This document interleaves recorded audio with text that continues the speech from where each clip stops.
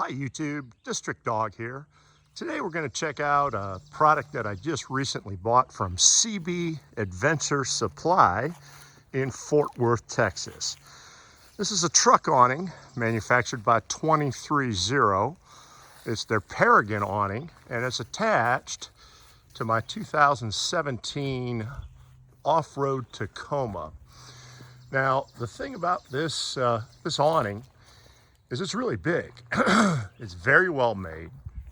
It gives plenty of under shelter room, and it's not all that hard to set up. What you're seeing in this case is I've installed the side panels to the awning, and I actually had to back up there because of the size of the thing to catch it in camera. It's staked down. Survived the night up here in the Potomac Highlands in Maryland. Of course, there's no rain or anything else last night. But I want to take a few minutes and look at this product because this is a very tough product. It's very big, and if you have room on your site like I do, and the District Dog does there, by all means, you can easily use this to really improve your experience. So let's start from the beginning and get an idea of how we got here. Okay, so before we deploy this awning, let's take a look at how it's mounted. Now I have a 2007 Toyota Tacoma Off-Road, and I have a 2-rack system.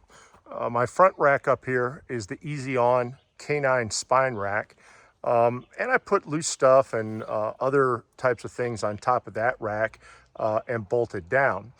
My rear rack is a Yakima Overhaul HD rack. I got this rack because if I want to use the truck as a pickup truck, it's very easy to remove, and it's also very secure. And then I went ahead and I mounted the awning to the Yakima rack.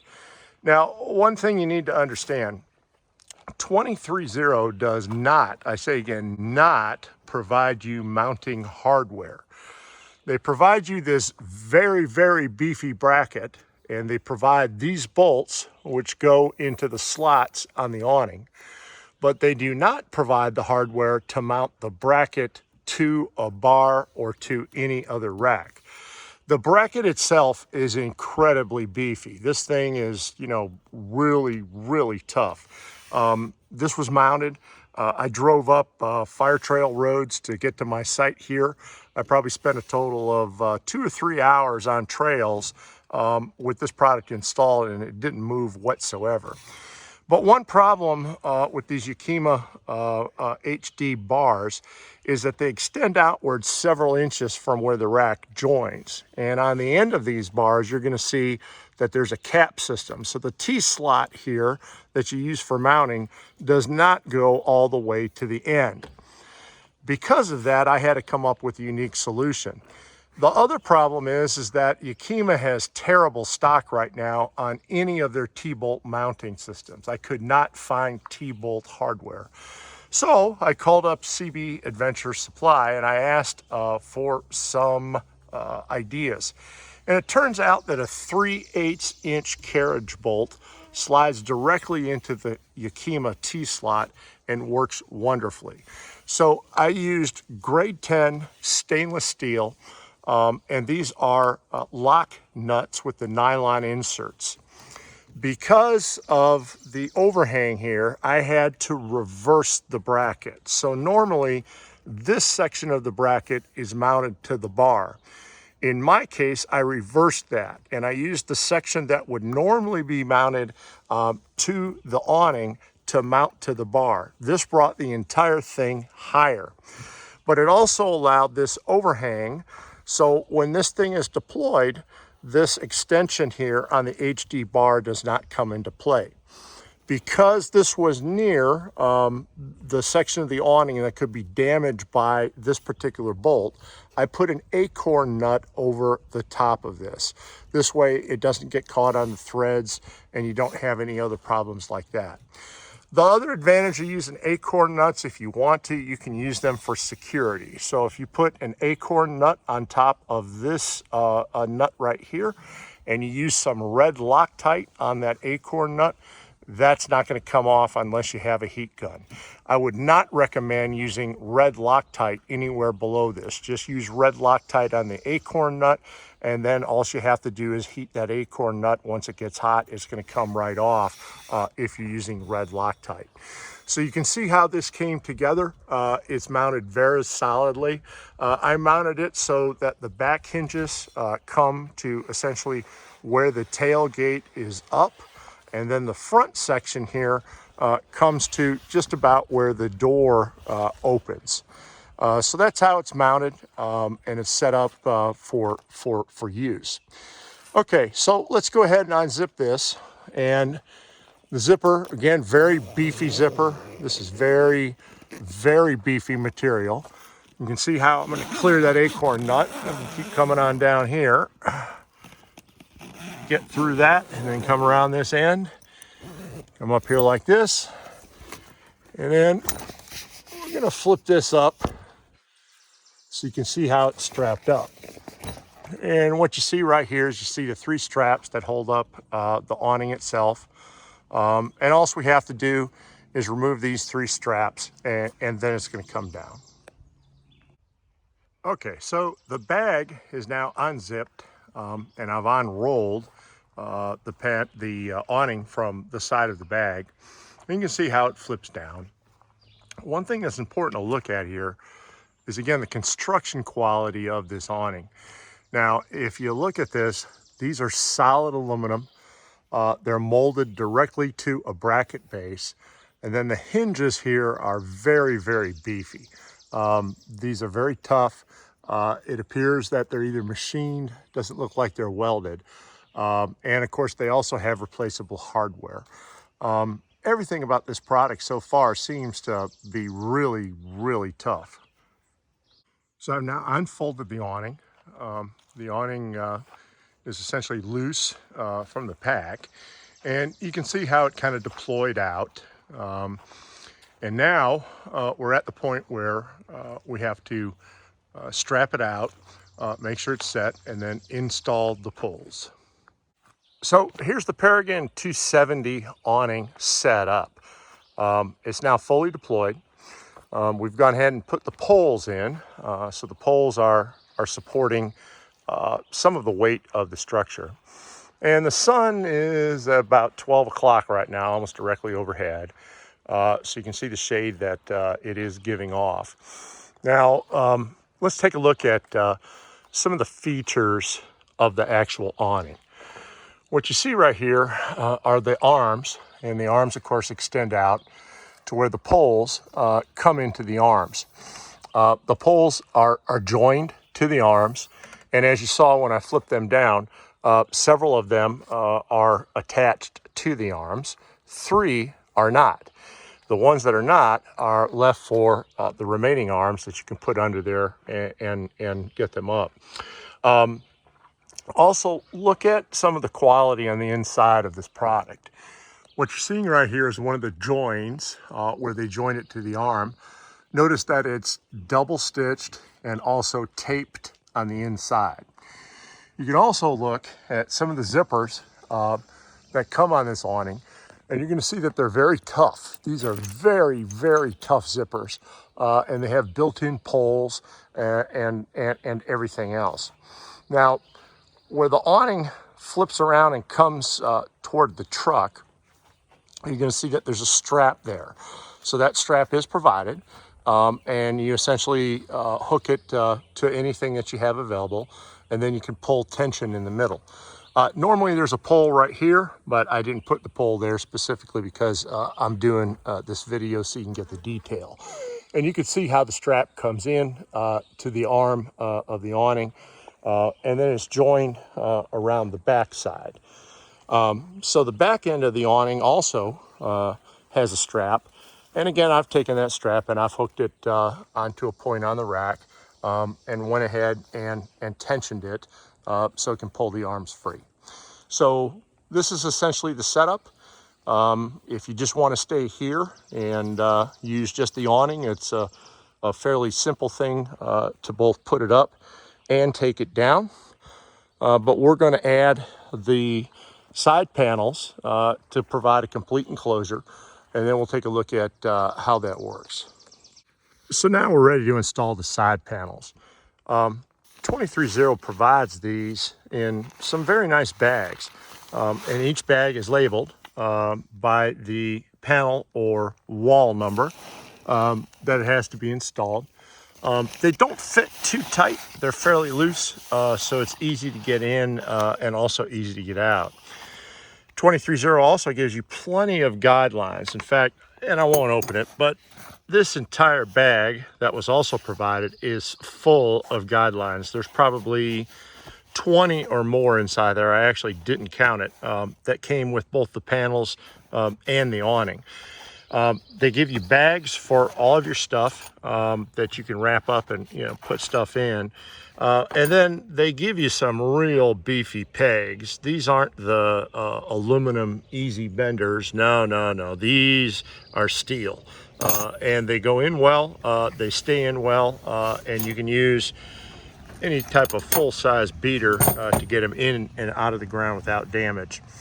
I also want to look real carefully at the fabric that 230 uses for its products.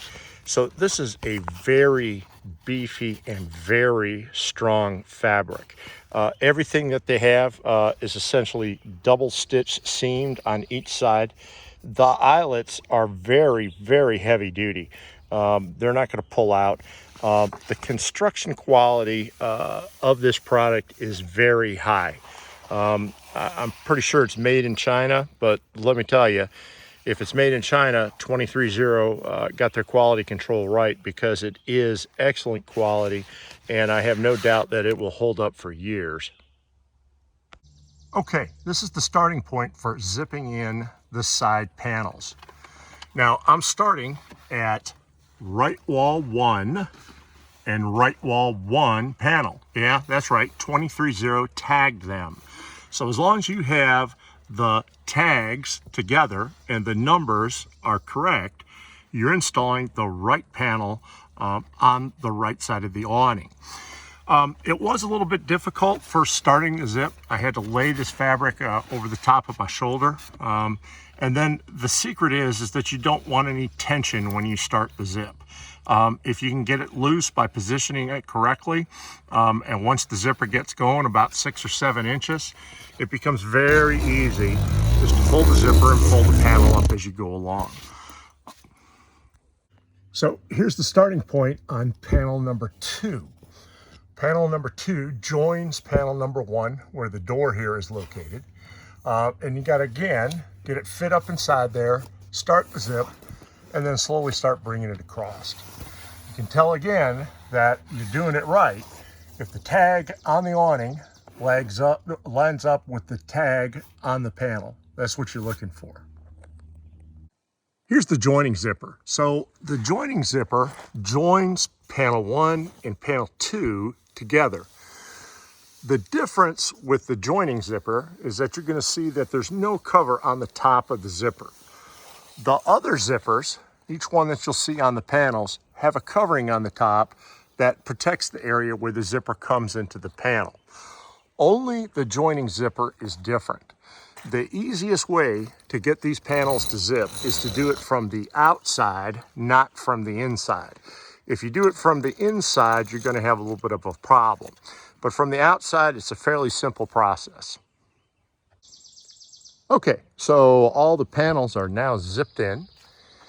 And the only thing that we have left to do is to stake it out, get it tight, and finish the setup. Now, I should tell you something, because I've heard comments about this in other videos. This awning is only made for 2 purposes. One, to keep the sun out, and I'll talk about that a little bit later. And 2, to keep the rain out. It's not made to stop bugs. It's not made to provide tent-like shelter. It's simply made to get you out of the sun and get you out of the rain, and to be able to do it very effectively. And this product does that. Okay, so now the side panels are up. They're zipped into the awning. and essentially the structure is complete. Let's take a look at a few things on these side panels. First off, you got these tabs with rings on the top. This is so you can roll up this particular panel and tuck it underneath that flap that's at the top there. Also on these side panels, you're going to see these tabs down below, also with rings. These are for mounting lines, so you can either tension the panel, or if you're in a high wind condition and you're afraid about what's going to happen with your awning, you can also stake it out with additional lines, which are provided. And at the very top, up on the top of the awning, you see a loop up there. That loop is made for, again, additional line. So if it starts to rain, you can put an angle on your awning to allow the water to drain off the awning instead of pool and collect on the top. As the panels went up, you had to zip them on the top, and then they zip together. So they have essentially two panels that mount here. The zipper that you're seeing right here simply separates the center section from the side. And then here you have a door, and this door is already rolled up. I already rolled that door up, so you know, you can get in and out. And then over here is the part where the panels actually join. So this is where the two panels come together and get zipped together to form the entire structure. And all panels are essentially identical. They have the same features. They have very heavy duty construction. And the eyelets on the bottom and everything else that comes with this product is very tough. In fact, it's some of the toughest stuff I've ever seen for camping. And I really like the way it went up. Okay, so let's check out the inside of the awning once the panels were installed. Now you're going to notice a couple things. First off, I didn't extend my panels all the way to the ground because I wanted some ventilation from the bottom.